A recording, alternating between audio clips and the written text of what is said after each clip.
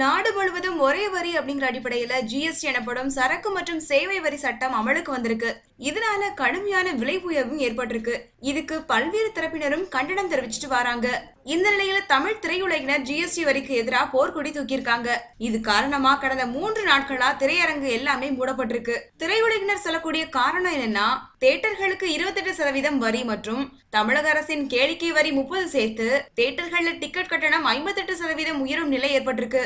இதனால ஜிஎஸ்டிக்கு எதிர்ப்பு தெரிவிச்சிட்டு வராங்க.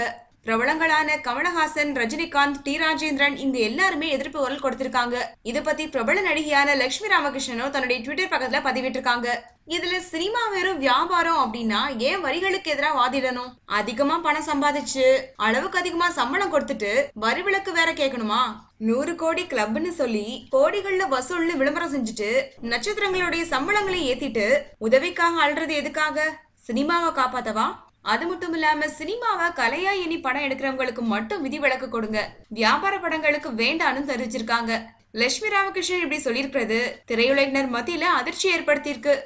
இந்த வீடியோ பிடிச்சிருந்தா லைக் பண்ணுங்க, வீடியோ பத்தின கமெண்ட்ஸை போஸ்ட் பண்ணுங்க. மேலும் இது போன்ற தகவல் தெரிஞ்சுக்க எங்க சேனலை சப்ஸ்கிரைப் பண்ணுங்க. நன்றி.